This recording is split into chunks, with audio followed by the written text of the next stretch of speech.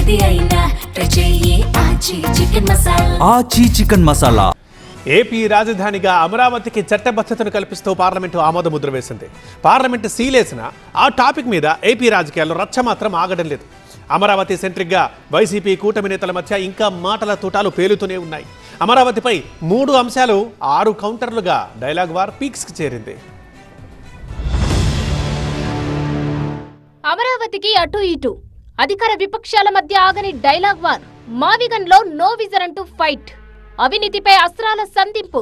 ప్రత్యేక హోదాపై సమరం. ఏపీ రాజధాని అమరావతిపై కూటమి వైసీపీ నేతల మధ్య మాటల యుద్ధం ఆగడం లేదు. మావిగన్, అమరావతిలో అవినీతి, ప్రత్యేక హోదా ఇలా 3 అంశాలపై 3 మాటలు 6 కౌంటర్లుగా ఇరు పార్టీల నేతలు మాటల తూటాలు పేలుస్తున్నారు. మావిగన్ అంటూ జగన్ చెప్పిన ప్రత్యామ్నాయం గురించి ప్రజలు ఆలోచించాలన్నారు వైసీపీ సీనియర్ నేత సజ్జల. దానివల్ల ఏపీపై ఆర్థిక భారం పడదన్నారాయన. జగన్మోహన్ రెడ్డి గారు చెప్పిన ఆల్టర్నేటివ్ ఏదైతే విజయవాడ, గుంటూరు, మచిలీపట్నం ఈ మధ్యలో ఉండే వాళ్ళందరికీ నచ్చుతుంది. రాష్ట్రానికి మొత్తం కూడా నచ్చుతుంది. ఎందుకంటే ఖర్చు తక్కువ కాబట్టి, రాష్ట్రం మీద బరువు పడదు కాబట్టి. సో ఇక్కడ ఆలోచించాల్సింది ఎవరు వాస్తవంగా అన్నారు, ఎందుకు చంద్రబాబు నాయుడు గారు జగన్మోహన్ రెడ్డి గారి ప్రశ్నలకు ఆన్సర్స్ ఇవ్వట్లా, చంద్రబాబు గారిని నిలదీయాలి వీళ్ళందరూ. సజ్జలకు కౌంటర్ ఇచ్చారు మంత్రి అచ్చెన్నాయుడు. జగన్ మావిగన్ అంటే 3 రాజధానుల మాటేంటని ఉత్తరాంధ్ర, రాయలసీమ ప్రజలు ప్రశ్నించాలన్నారు అచ్చెన్నాయుడు. అసలు ఉత్తరాంధ్రలో ఉన్నటువంటి నాయకులు, రాయలసీమలో ఉన్న నాయకులు కర్రలు, చీపుర్లు పట్టుకొని జగన్మోహన్ రెడ్డి ఇంటి మీద పడాలి. మీకేమాత్రమైనా సీము, నెత్తురు, సిగ్గుంటే నిన్నటి వరకు 3 రాజధానులు అని చెప్పారు. నిన్న మావిగన్ మాట్లాడితే ఎందుకు నోరు మూసుకొని ఉన్నారు?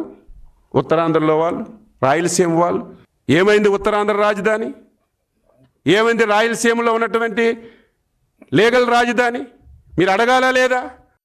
అమరావతికి చట్టబద్ధత అని ఇంత కార్యక్రమం చేసిన చంద్రబాబు ఏపీకి ఇచ్చిన ప్రత్యేక హోదా హామీ గురించి ఎందుకు మాట్లాడలేదు, దాన్ని ఎందుకు తేల్చలేదన్నారు మాజీ మంత్రి బొత్స. ఏపీకి ప్రత్యేక హోదా ఇస్తే ముంబైని తలదన్నేలా అమరావతి లాంటి 10 నగరాలను నిర్మించుకోవచ్చన్నారు. రాష్ట్ర విభజన సమయంలో ఇచ్చిన హామీలైన ప్రత్యేక హోదా గురించి ఎందుకు చేయట్లేదు? అది జ్ఞాపకం రాలేదు నీకు? ఆ ప్రత్యేక హోదా వస్తే ఈ అమరావతి లాంటి అమరావతిలో 10 వచ్చును, బొంబాయి లాంటి సిటీలు, విశాఖపట్నం లాంటి సిటీలు 10 సిటీలు ఇక్కడ పుట్టినాం, పరిశ్రమలు వచ్చినాం. హైదరాబాద్ కంటే ఈ ప్రాంతం ఇంకా అభివృద్ధి చెందేది. వైసీపీ అమరావతికి వ్యతిరేకమని, పార్లమెంటులో అమరావతిని వ్యతిరేకించిన ఏకైక పార్టీగా వైసీపీ నిలిచిందంటూ బొత్సకు కౌంటర్ ఇచ్చారు మంత్రి బీసీ జనార్దన్ రెడ్డి. భారతదేశ చరిత్రలో అన్ని ఏ విషయాన్ని కూడా ఏకతాటి పైకి వచ్చి అందరూ కూడా ఈరోజు అమరావతికి అందరూ కూడా బలపరిస్తే నువ్వు ఒక్కడివే మళ్ళీ నేను బలపరచడం లేదు అని చెప్తా ఉన్నాం. అమరావతి పేరుతో చంద్రబాబు, లోకేష్ దోచుకుంటున్నారని వైసీపీ నేత అంబటి ఆరోపించారు. 2 లక్షల కోట్లు ఎక్కడ తీసుకొస్తావు? 2 లక్షల కోట్లు తీసుకొచ్చావు అనుకో పొరపాటుని, దానిలో 50,000 కోట్లు నువ్వు నీ అబ్బాయి పంచుకోవడమే కమిషన్ ద్వారా. అడగని అమరావతి వెళ్ళి ఎంతెంత కమిషన్ తీసుకుంటున్నారు? కేవలం దోపిడీ కోసం అమరావతి గ్రీన్ఫీల్డ్ సిటీని ప్రారంభించాడు తప్ప రాష్ట్ర శ్రేయస్సు కోసం ఈ అమరావతిని చంద్రబాబు నాయుడు గారు సృష్టించడానికి ప్రయత్నం చేయలేదు.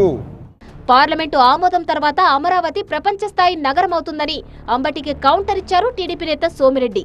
భారతదేశ ప్రభుత్వం చట్టం చేసిన తర్వాత లోక్సభలో, రాజ్యసభలో ఆ భూములకు వాల్యూ వస్తుంది, పెట్టుబడులు వస్తాయి, పరిశ్రమలు వస్తాయి, ఉద్యోగాలు వస్తాయి, ఉపాధి వస్తుంది.